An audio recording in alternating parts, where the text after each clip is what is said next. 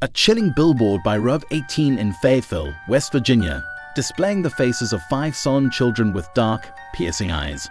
This billboard, standing until the mid-1980s, carried a message that still sends shivers down the spine. What did they have to gain by making us suffer all these years? Why did they lie and force us to accept those lies? The Sodder family's tale began on a freezing winter night in 1945, just before Christmas. What started as a festive evening turned into a nightmare that no family should ever have to endure. If you find the story as captivating as we do, make sure to hit that subscribe button and turn on notifications so you never miss an update. Let's unravel this mystery together. George Sodder was a determined and hardworking man who left Giorgio Sodder in Tula, Sardinia, at the age of 13 to pursue the American dream. Fayetteville, a small town in West Virginia, became a melting pot for immigrants, especially those of Italian descent like George. He later married Jenny Cipriani, the daughter of a local shop owner. Together, they built a large and loving family of 12, George, Jenny, and their 10 children. Their eldest, John, was 23, while their youngest, Sylvia, was just 2 years old. On Christmas Eve of 1945, everything changed for the Sodder family. Marion, the eldest daughter, brought home gifts for her younger siblings, bought with their hard-earned money.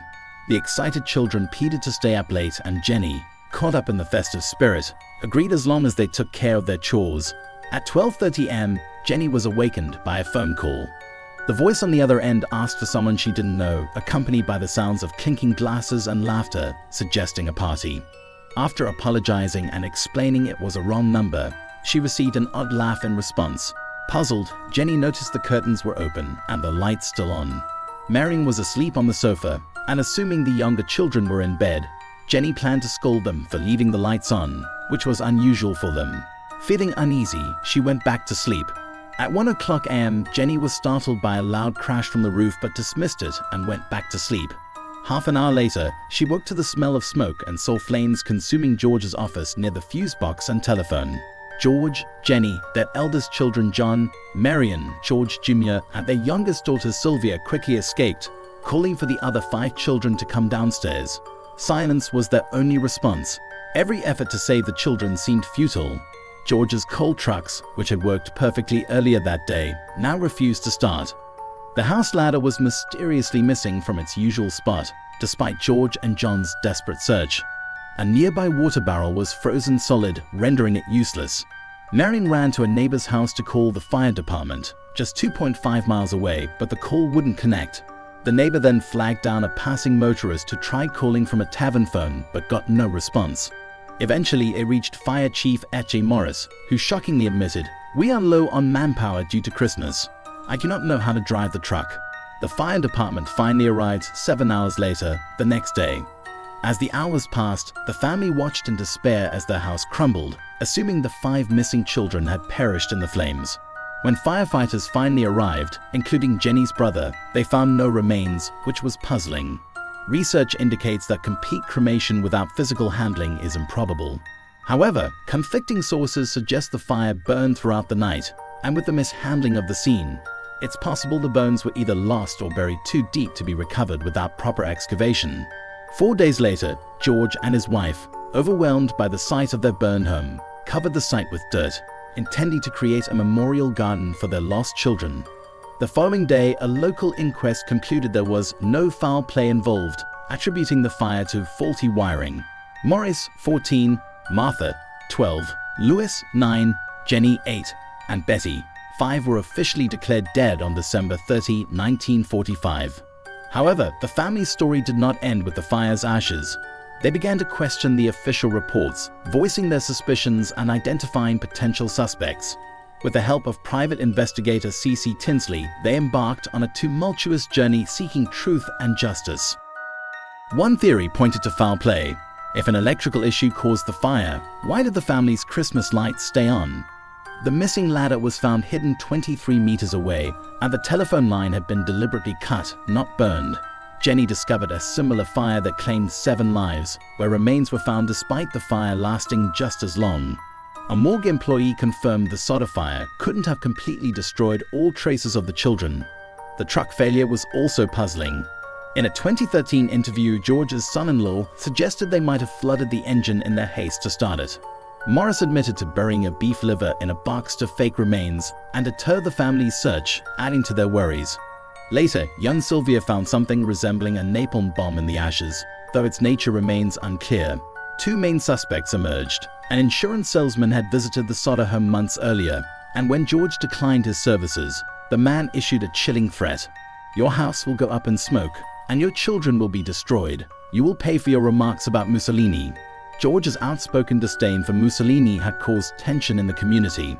It was later discovered that this man had been on the inquest jury investigating the fire, but his identity remains unconfirmed. Another suspect was the man who cut the telephone lines at the Sodder residence. Witnesses saw him stealing a bolt and tackle used for removing car engines during the fire. He admitted to the theft, claiming he intended to cut the power lines but mistakenly severed the telephone line. Despite his confession, he was released, and no records exist identifying him or explaining why he wanted to cut the lines. A third theory suggests George might have had an altercation with the Sicilian mafia back in Italy, leading to the possible kidnapping of the children. George had never discussed why he moved to the USA in 1908, fueling speculation that he had refused to join or be extorted by the mafia, prompting their revenge. However, this theory is often dismissed, as George was only 13 when he moved to the United States. The family persisted and in 1949 conducted another excavation that unearthed a few bone fragments. These fragments, identified by Washington, D.C. pathologist Oscar B. Hunter, were vertebrae likely from the dirt George had bulldozed over the site. Tinsley later suggested the bones came from a cemetery in Mount Hope, but couldn't explain their presence at the fire site. There were numerous reported sightings, but all proved to be false leads or unfruitful. George's search extended as far as Texas, Charleston, Florida, and Missouri. One notable lead came from Ida Crutchfield, who ran a Charleston hotel. She claimed to have seen the children a week after their disappearance, accompanied by individuals of Italian descent. However, this lead was deemed unreliable. In 1967, nearly 20 years later, the most compelling evidence surfaced. Jenny received a letter postmarked from Kentucky with no return address. Inside was a photograph of a young man, around 30, bearing a strong resemblance to Louis. The letter included a note, "Love, Louis Sodder. I love brother Frankie." Despite repeated efforts, the Sodder family could never confirm the identity of the young man or track him down. While some dismissed it as a cruel prank on a grieving family, the Sodders considered it their most hopeful lead. George Sodder died in 1969. Followed by Jenny in 1989. Sylvia Sodder, the youngest, passed away in April 2021, steadfast in her belief that her siblings did not perish in the fire. This conviction is shared by the Sodder family's grandchildren, who continue to seek answers. The case remains unsolved, hindered by the inadequate handling by legal and justice departments at the time. The missteps and neglect in the investigation have left the mystery unresolved.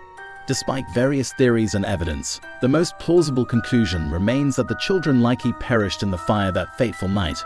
Reflecting on the strange events of this case, Stacey Horn remarked in a 2005 interview, "While I believe they died in the fire, the sheer oddities and the gaps in the investigation leave room for doubt. If it's someday revealed that the children didn't die in the fire, I wouldn't be shocked. However, weirdness alone doesn't imply murder, and I don't think that's what happened." What do you think happened to the Sodder children? Share your thoughts in the comments below. If you enjoyed this deep dive into one of history's most puzzling mysteries, don't forget to like, subscribe, and hit the bell icon for more intriguing stories. Thanks for watching.